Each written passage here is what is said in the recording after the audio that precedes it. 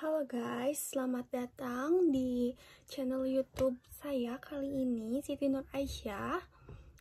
Di sini kita bakal bahas materi baru, yaitu tentang manajemen risiko keuangan, terutama tentang kunci keberlangsungan bisnis di tengah ketidakpastian.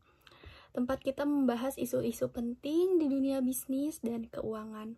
Dalam episode ini, kita akan mengeksplorasi topik yang sangat penting, namun seringkali diabaikan oleh para pengusaha, yaitu manajemen risiko keuangan, bagaimana perusahaan dapat melindungi dirinya dari ketidakpastian finansial.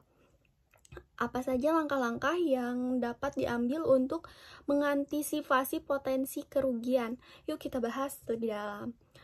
Yang pertama itu di segmen pertama itu apa itu resiko keuangan. Resiko keuangan adalah segala potensi kerugian yang bisa terjadi akibat ketidakpastian dalam keuangan perusahaan. Resiko ini dapat berasal dari berbagai sumber. Salah satunya yaitu perubahan pasar, suku bunga, nilai tukar mata uang, atau bahkan kegagalan pelanggan dalam membayar utang. Resiko keuangan adalah bagian tak terpisahkan dari dunia bisnis. Namun dengan pengelolaan yang baik, dampak negatifnya bisa diminimalkan. Nah, untuk segmen kedua, yaitu jenis-jenis resiko keuangan. Ada berapa jenis resiko keuangan yang perlu kita waspadai? Mari kita bahas beberapa yang paling umum. Yang pertama itu ada resiko pasar. Ini adalah resiko yang muncul dari fluktuasi harga aset pasar. Misalnya perubahan harga saham, obligasi, atau komoditas. Jika perusahaan banyak berinvestasi di pasar modal, volatilitas pasar dapat mempengaruhi nilai aset tersebut. Yang kedua itu ada resiko kredit. Ini adalah resiko di mana pihak lain yang berhutang pada perusahaan Anda gagal membayar tepat waktu atau tidak membayar sama sekali. Perusahaan yang memiliki banyak pelanggan besar atau bisnis yang memberikan pinjaman rentan terhadap resiko ini. Nah, yang ketiga ada resiko likuiditas.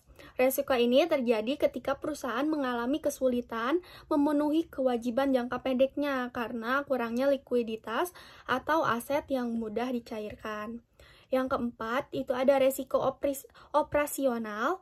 Meskipun tidak sepenuhnya terkait keuangan, resiko operasional seperti kegagalan sistem atau kesalahan manusia bisa berdampak pada keuangan perusahaan, misalnya kebocoran data atau kegagalan dalam proses bisnis dapat memicu kerugian finansial yang signifikan.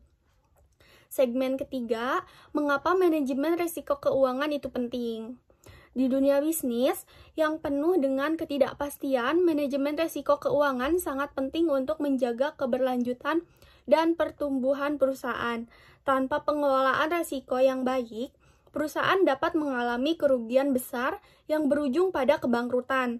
Dengan melakukan manajemen risiko, Anda tidak hanya mengurangi dampak dari kejadian yang tidak diinginkan, tapi juga bisa menciptakan kerangka kerja yang lebih kuat untuk menghadapi perubahan yang terjadi di masa depan. Segmen keempat yaitu ada strategi manajemen risiko keuangan. Ada berapa langkah yang bisa diterapkan untuk mengelola risiko keuangan dengan efektif? Yang pertama itu ada identifikasi risiko. Langkah pertama adalah memahami risiko apa saja yang mungkin dihadapi di perusahaan. Lakukan analisis terhadap semua aktivitas finansial dari investasi hingga piutang. Yang kedua, ada diversifikasi portofolio. Diversifikasi adalah cara efektif untuk mengurangi risiko. Misalnya, jika perusahaan berinvestasi pada pasar modal, jangan letakkan semua dana pada satu jenis aset. Diversifikasi investasi ke beberapa jenis aset akan membantu mengurangi dampak kerugian jika satu jenis aset mengalami penurunan nilai. Yang ketiga, lindungi nilai atau hedging.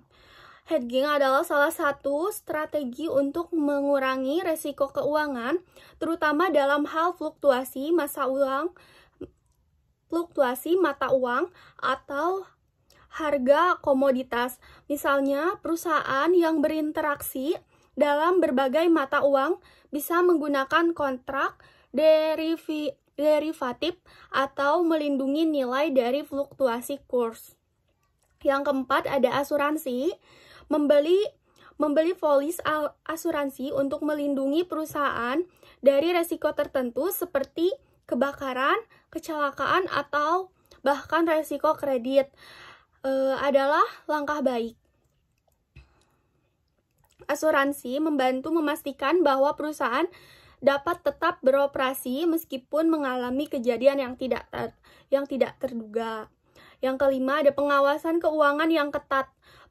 Pengawasan keuangan yang baik, termasuk dalam pengelolaan arus kas dan anggaran, adalah cara untuk mengidentifikasi potensi masalah sebelum menjadi ancaman besar.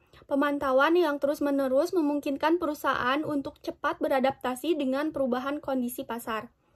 Segmen kelima yaitu studi kasus dalam pembelajaran.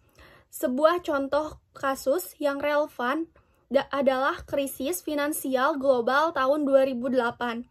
Banyak perusahaan besar yang tumbang karena mereka tidak siap menghadapi resiko yang muncul dari gelembung pasar properti. Perusahaan yang selamat adalah mereka yang menerapkan manajemen risiko keuangan dengan baik, seperti diverifikasi aset dan pengawasan ketat terhadap pinjaman yang mereka berikan. Untuk yang terakhir, yaitu manajemen risiko keuangan bukan hanya sebuah langkah pencegahan, tapi juga berinvestasi untuk masa depan perusahaan. Di dunia yang penuh ketidakpastian, manajemen risiko keuangan yang kuat adalah fondasi yang akan membantu perusahaan bertahan dan berkembang. Terima kasih telah mendengarkan episode saya kali ini. Jangan lupa untuk terus mengikuti saya di pembelajaran selanjutnya. Sampai jumpa.